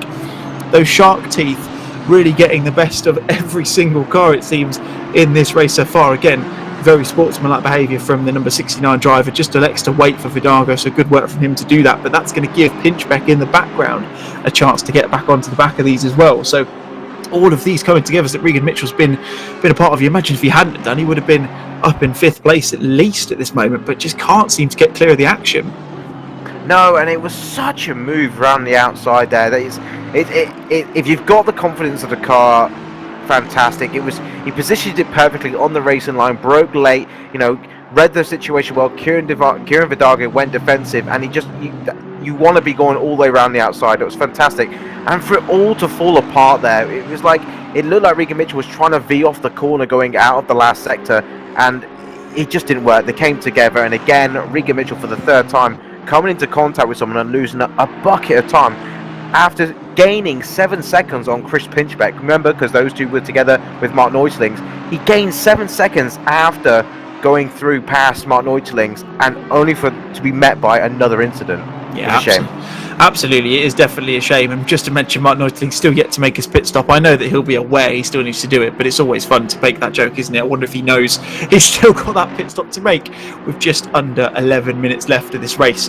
As far as the standings go, it's still Robbie Stapleford sitting very comfortably at the top of the timing charts. The gap has ebbed and flowed around the 7-second mark to Jonathan Seville in 2nd place in that Pulse Simsport car, and Rich Smith at the moment rounds out your top 3 with a 10-second gap ahead and behind him from Seville and Riley respectively. Yannick Müller around about the tune of 20 or so seconds back from them, 18.5 confirmation to come through the timing tower there in 5th, with 𝗬𝗏𝗏𝗏𝗏 still just about holding on to 6th place, with Regan Mitchell very close behind him, and then Adam Misalovic and Simon Wilkes, you can see on camera at the moment, rounding out the top 10, with Marcus Hagel the best part of 8.5 seconds back, as you can see there.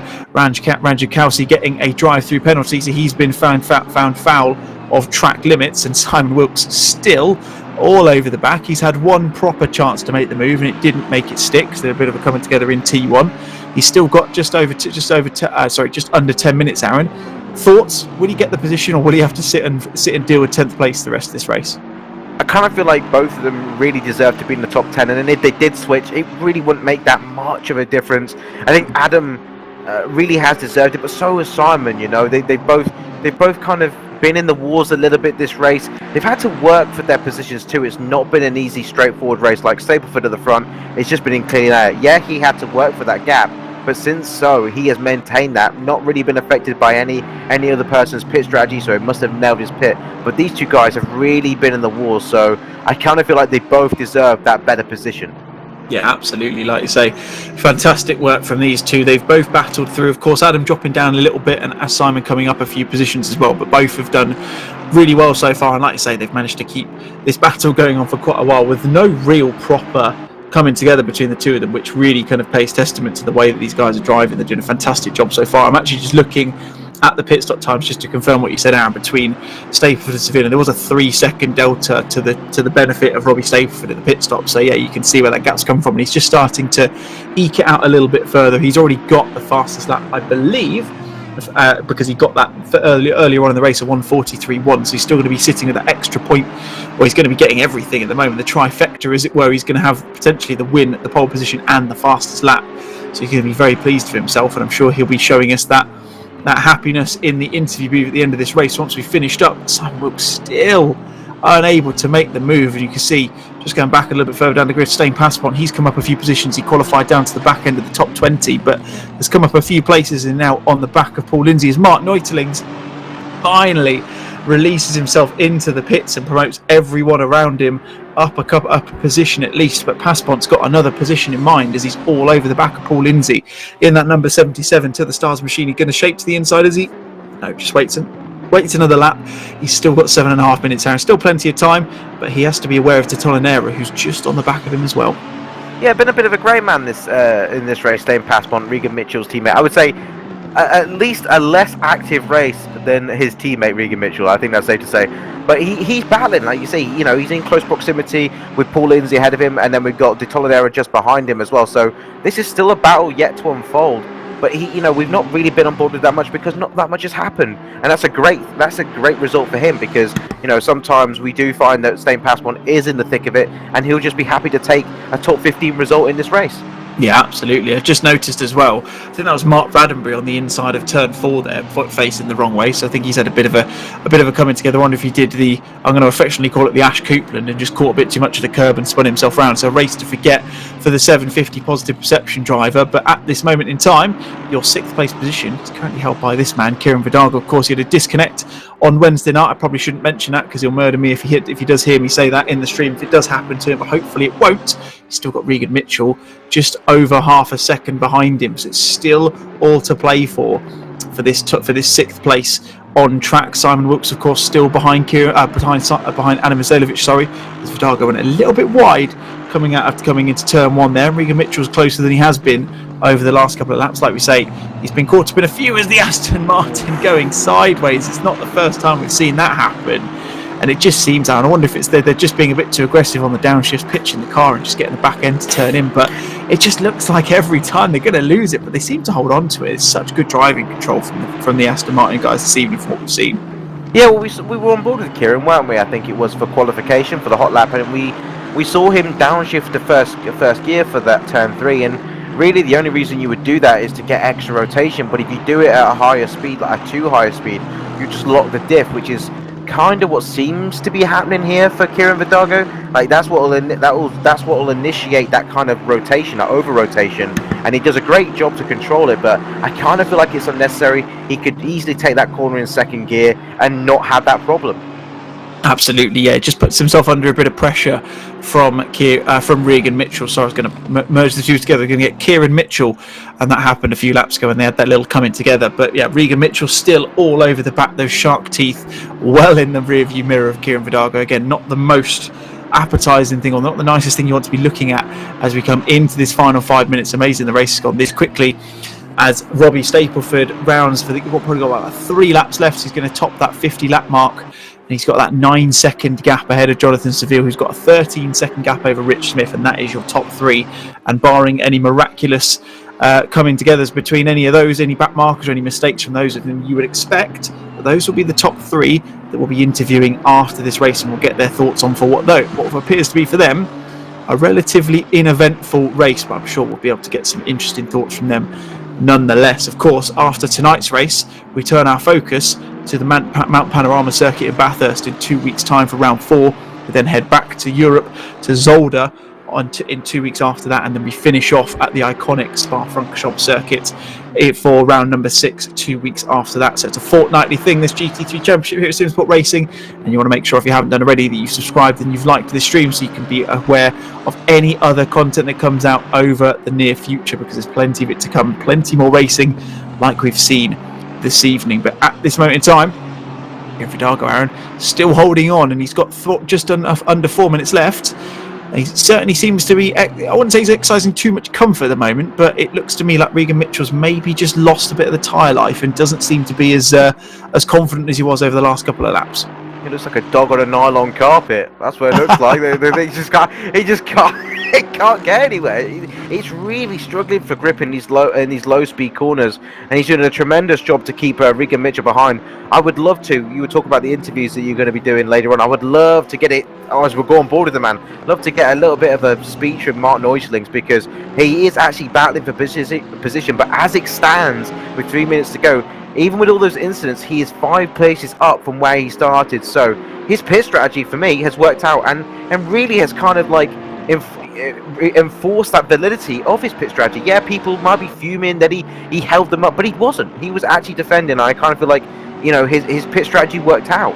Absolutely, yeah. Just confirmation he definitely didn't pit for tyres. He was only in the pit stop phase for 55 seconds. So he's going to be, I think he's probably the only driver yet not to have changed tyres. It's 𝗏𝗏𝗘𝗧's very close on the back as they come out of the chicane there, and they've got a back marker. I think that's 𝗪𝗔𝗡𝗕𝗏𝗧 or 𝗪𝗓𝒃. No, I think that's 𝗪𝗪𝒃 who's ahead of them on the track. Very sensibly gets out of the way. That's good work from the 𝗪𝗔𝗡𝗏𝗧 driver, as he just manages to get out of the way. But 𝗏𝗏𝗘𝗧s is looking for the move. He's going to shake to the inside, coming into T12.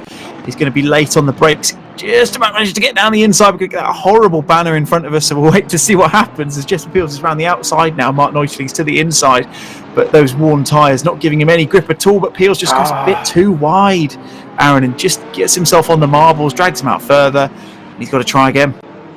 I kind of feel like that was really a good opportunity there for 𝗏𝗏𝗘𝗧s. Like the way that he was actually in front of him. He was running outside, but he had so much more track advantage. He didn't have to go and follow the white line around the curb there. I kind of felt like he could have gone mid lane and still sees that inside line into the last corner. He looks towards the outside here, maybe looking towards a cutback. You can just see it. No, Bentley in the way there. He's not going to be able to get past that. He's Martin-Pilkington is going to have track position back into turn 3, and this is really the story. If you get that track position to turn 3, it's very hard for that second sector to make the overtake. Yeah, absolutely. Like I say, tight, twisting, technical middle sector of this lap, as is a fair bit of the track, to be honest. It is one of those, like you say, if you can get into your flow, it's a very enjoyable track, but for some people, not their most favourite of tracks to come to, as we're rounding towards the final knockings of this race here at the Hungaroring. 𝗏𝗏𝗘𝗧's still in the lead. He is around the back end of the track at the moment, so it's going to be one lap after this one. He will make it over the lap to complete 51, but he'll be doing 52 laps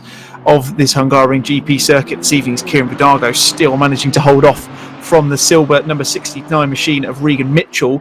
They've managed to drop 𝗏𝗏𝗘𝗧 by a couple of seconds, so it's relatively comfortable behind them. And 𝗪𝗏𝗏𝗡𝗏 still behind 𝗪𝗏𝗏𝗏𝗡. You can see in the bottom corner of your screen, that is our race leader. You may not recognise him because we've not really had to watch him too much throughout this last hour and a half, but that is Robbie Stapleford coming on to the final lap of this race.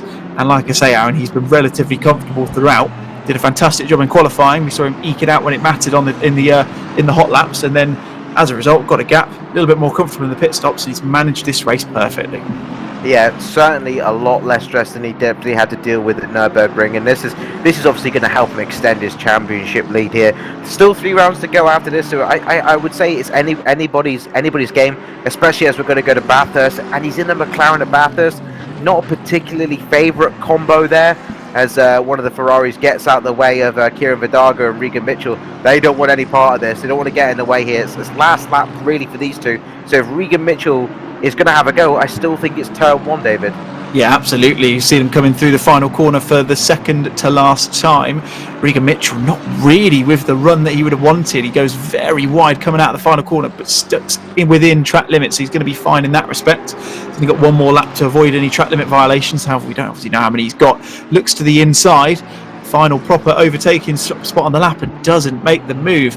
𝗏𝗏𝗏𝗏𝗏 elects to hold on, or manages to hold on to that for another lap. I'm just looking, 𝗪𝗏𝗏𝗏𝗏𝗏 has dropped off the back of 𝗪𝗏𝗏𝗏𝗏𝗏𝗏. So it looks like that 9th position may well be confirmed for the treble 1 Ferrari driver, but it's all been coming up this man this evening. 2nd place in Catalonia, 1st place at the Nurburgring, and it's going to be another race win for the young man, the Zancho Simsport driver. The number 81 machine of Robbie Stapleford comes around the final corner for the 52nd and final time, and he is going to win round 3 as he flashes the lights, weaving over the start-finish straight, wins here at the Hungaroring. As you see, sorry, yeah, Jonathan Seville comes through in second, but Aaron, I think I've just noticed what you've just mentioned. 𝗏𝗏𝗘𝗏 with the drive-through penalty right at the death.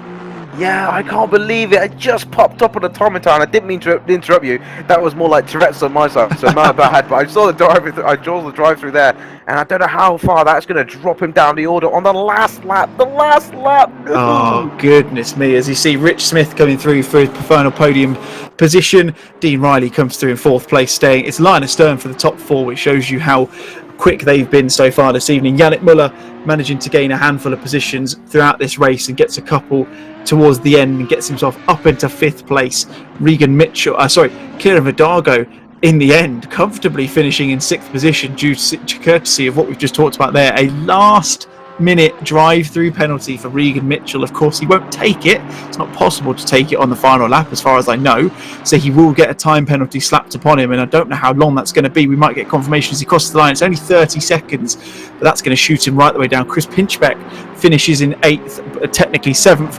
Adam Izalovic in 9th, just ahead of Simon Wilkes, who finishes in 10th. But of course, all these guys are going to get promoted up a position. Marcus Hagel finishes 11th. Paul Lindsay seems to be just about holding off from Stein Paspont and Sebastian Tolinera behind him, and the latter of which takes a fantastically well-earned AM class win in this third race of the championship. And I'm just trying to figure out, I'm trying to do some very basic maths, Aaron. I think, looking at Regan Mitchell, he's going to drop back at least down around to about, I was going to say just outside the top 10, drops down to 11th place in the end. But what a race. Robbie Stapleford, imperious as he was, in fact he's even more imperious than he was last time out.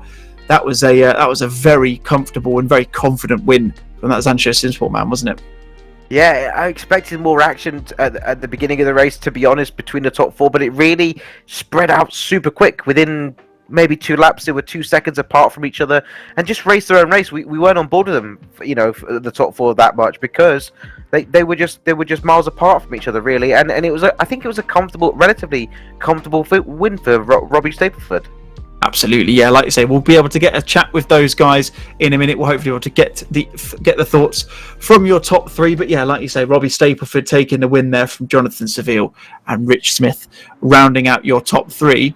Across the top 3 or 4, Aaron, relatively uneventful race for them, which I'm sure they'll be pleased with. Obviously, the similar few, with the exception of Rich Smith, were caught up in quite a ding-dong battle at the Nurburgring a couple of weeks ago. So a relatively comfortable race for the 4 of them. However, we certainly weren't spoilt for action further down the grid, were we? There were some fantastic battles, and certainly enough for us to feast our eyes on throughout that race.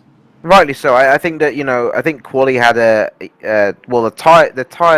limited tyre sets, and the Quali had a big part to play. I don't think a lot of people put their best lap time in because Quali had that fast to optimum transitional period, so really people didn't really know when to get out and set their lap time. So I kind of feel like there were people that started further down the pack that had better pace overall in the race, so it just brought everybody together. And I kind of feel for the top 5, that real early surge for that Porsche of Ash Knight, he really kind of split it early on, didn't he? And I kind of feel like that created a segue between the top 4, him and everybody else. Absolutely, Aaron. As you can just see, confirmation that the top 3 have jumped into the comms box for a quick chat with myself. We'll go to our race winner first, and of course, that man has got his 2nd win of the championship and extends his championship lead. Robbie, it was I'd probably say probably one of the less eventful races you'll have in your sim racing career, but I suppose it brings about its challenges in its own way. Was it quite difficult to maintain concentration across that hour and 30-minute race, or were you just effectively just hot lapping for the entire thing? How is it from your perspective? Yeah, just pretty not much to say really. I think as soon towards the end of the stints, it got a bit oversteery and the tyres started to go, and it dropped off like a second, just like kaboom. And yeah, so towards the end of the stint was hard, and then especially the second stint, I think I'd put a bit too much air inside my tyres and they were a bit high, so it was even worse than the second stint, but managed to keep it. And I think Jonathan lost a bit of time in pit stop, so I just gained a bit of time and then just maintained it and then started to pull away towards the end. But yeah, really good race, just looking forward to Bathurst. Yeah, absolutely. Should be a good one in a couple of weeks' time. Now, we took just a quick look to qualifying. Aaron and I talked about it in the commentary box whilst qualifying was going ahead. I'm sure you noticed this as well as everyone else did, but it was a fast track at the start, so clearly time to be gained. Was that your position? Because we did notice you stayed in the pit box for arguably more than half of the qualifying session. Was that your plan as soon as you saw what the track status was, try and leave it as late as possible, get the best lap you could? Yeah, because every qualifying so far has always been fast laps, pretty much been at the end, and it's turned to an optimum track about 9 minutes, 8 minutes to go. So I just waited this time, and as soon as I went out, it turned to optimum, and then I just knew the track was going to be the quickest it went, and then head down and get the time. And then I was on for, I think, 42, and then just invalidated the lap on one of the last laps, but still got pole, so it was good. Absolutely, always the way. And of course, like we mentioned, off to Bathurst in a couple of weeks' time. Is that a favourite of yours, that track, or is it one of those that you're potentially, I don't want to say not looking forward to, but aware that you might not be entirely comfortable with? What's your thoughts about that? Definitely looking forward to it. I don't think the McLaren's great round there because it pretty much just takes off down the hill. But yeah, we'll soon find out in 2 weeks' time. Brilliant stuff. Well, yeah, congratulations again, Robbie, of course, extending your championship lead with that win, and we'll look forward to seeing you in a couple of weeks at Bathurst. Cheers, David. And across to our P2 drivers, that's 2 podiums in a row for yourself now, Jonathan. Again, a fairly quiet race for yourself. You were about 3 seconds behind Robbie as you came into the pit stop phase, and we noticed you lost a couple of seconds. Was that just a case of overshot your pit box a little bit, or was there something else that happened through there? Yeah, just a little bit short on the pit box, so they had to move. That's where that time went. But yeah, not much to say really. Yeah, just trying to keep up with Robbie, but he had too much pace for me today. Yeah, not much else to say. Not much going on. Absolutely, yeah. And obviously you guys being so quick is effectively like watching you hot lap out there. I did say to Aaron in the broadcast, like you say, it was almost uneventful, and like it was a couple of weeks ago at the Nurburgring. Were you kind of looking forward to maybe a slightly quieter race than you had last week, and just try and get the podium and just really bank some championship points? Well, I really enjoyed Nurburgring. That was great fun. It's always great to have a battle. Yeah, I can't. Yeah, P2 is nice, but it would have been nice to be fighting for the win. Yeah, P2's, I'll take that. But yeah, I don't know. I'd rather be in a battle, to be honest. It's more fun that way. Absolutely, yeah. And in terms of thoughts ahead of Bathurst, again, like I say, Robbie, I don't want to say he's not confident. I think he's confident wherever he goes at the moment. The peak speed he's coming out with. But are you optimistic that you might be able to get one over him at the Bathurst race in a couple of weeks' time? Well, I've never done a race on this game at Bathurst, so that'll be interesting. So yeah, I've had a go on it on this game, but I've not done a league race on it. So yeah, no clue really how I'll do. Certainly something to look out for, and of course that puts you in a very decent position in terms of the championship battle. Is that something you're keeping an eye out for? Are you considering yourself with an outside chance of getting on the top step of the podium after the next few rounds, or are you just taking each race as you can? Yeah, it's definitely an outside chance. Depends on what Robbie's pace is like in the. Well, I hope it's not like it was today in the next races, but we'll see. Yeah, there's definitely an outside chance, I think. Good stuff. Well, yeah, I'm sure I'm speaking for everyone, hoping that that'll be the same. But fantastic work, Jonathan. Again, great finish yourselves 2 podiums in a row, and yeah, like I say, best of luck, and we'll see you in a couple of weeks at Bathurst. Thanks very much. And then finally, we'll turn our attention to our 3rd place driver, Simsport Racing's very own Rich Smith. Rich, certainly a less eventful race than it was for you last week, and I know you were, dare I say, looking forward to it, but were you hoping for something maybe a little bit more eventful from your perspective than what you had this evening, or were you just glad to get that podium in the end? To be honest, David, I think I'll take that. After Nurburgring, you know, I had high hopes there. I really did. You know, I qualified okay. I missed out on perhaps I think I might have. I invalidated a few laps, 3-4 attempts up, and it may have jumped me up a place or 2. But yeah, having turned around and having to come from the absolute plumb last, I was a bit gutted because I knew I could contend there. But then coming here, we always knew Robbie. I mean, Robbie's mega quick anyway. He's in a car that's probably the quickest around this track as well. So it was a combination that we were always going to struggle against. But I just didn't have the pace to stay with either Jonathan or Robbie today. quite happy where I was, but those two guys were, yeah, just a little bit of on a slightly different level to me today. So it was nice just to get back, get a pretty, other than 10 minutes into the before the end, I come around the second to last turn and there was a Ferrari broadside, and I clipped the front end of that and it sent me spiraling off. Apart from that, yeah, it was a relatively uneventful race. Absolutely nailed my pit stop, which jumped me a few more seconds ahead of Dean and brought me right up behind Robbie. But unfortunately, someone, Martin-Pilkington, was just between us, and I had to try and get past him first because obviously he was still in position. So I had to try and get by him, but I was only like a second or two behind Jonathan when I come out of the pit. So yeah. Yeah, absolutely. Speaking of the of getting past Martin-Pilkington, you certainly did a fantastic job. It's just actually coming up on the highlights at the moment. It's a lovely move, getting it done. Obviously, just through the chicane and into the S's. That was something, like you say, Mark's renowned for being difficult to pass, shall I say? But you made it work really well, and that was a brilliant move from yourself. But of course, we turn our focus to Bathurst in a couple of weeks, and it's again a track that's not necessarily the easiest to overtake on. See, I know you're a big fan of this Aston Martin. What's your kind of hopes and expectations going into that race in a couple of weeks' time? I've not turned a lap around there in the Aston yet. I've driven the Merc and the Honda around there quite a lot. I have to say, I'm not the most consistent driver around there, and I do like to visit the wall every now and again. So I'm going to have to hope. I'm basically going to have to set the car up relatively safe and hope for the best there, I think. But yeah, I've not got much in the way of expectations, to be fair. If I can finish the race, I think I'll have done quite well. Oh, fair enough. Well, yeah, fantastic result again tonight, Rich. Like I say, a good result compared to what happened at the Nurburgring. We won't mention that anymore. We'll focus our attention to Bathurst in a couple of weeks' time, and yeah, look forward to seeing you then. Thanks very much, guys. Cheers. Fantastic stuff. Well, Aaron, yeah, good to hear from the guys there. And like you say, I'm interested to see Aaron. Robbie there. That's the one. Get the name right eventually. Robbie mentioning that he's conscious of the McLaren's, should we say, shortcomings ahead of Bathurst. So potentially could be a chance to get some interesting battles on track for between the top guys in the next couple of weeks. Yeah, I feel like we're really going to see that Aston excel as Bathurst. I know that Robbie is very conscious of the disadvantages of running the McLaren at Bathurst. Like, it does take off like a plane down the dipper, like he said, and I kind of feel like it's his to lose. Like, I feel like he's banked enough points between these first 3 rounds where he's been on the podium every single time to kind of not have the greatest of races. If he can just make it round Bathurst unscathed and get some points, that's huge for him, really. It's kind of like it's just a bogey trap for the McLaren, and I would expect the Aston Martin to do well there.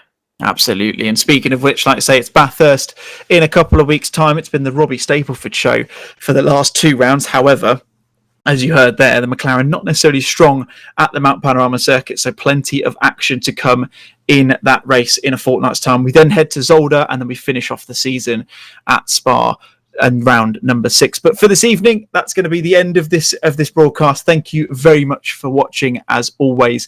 And on behalf of myself, David Wressell, joining the commentary box by Aaron Martin-Pilkington, and of course, the cameras, as always, brought to us by our fantastic broadcast director, Steve Proudley. This has been the Simsport Racing round number 3's GT3 Championship here, season number 6. Thank you very much for watching. We'll tune in next time on Wednesday night for the GT4s at Imola. So hopefully see you then. But for now, thank you very much for watching, and we'll see you again soon. Bye-bye.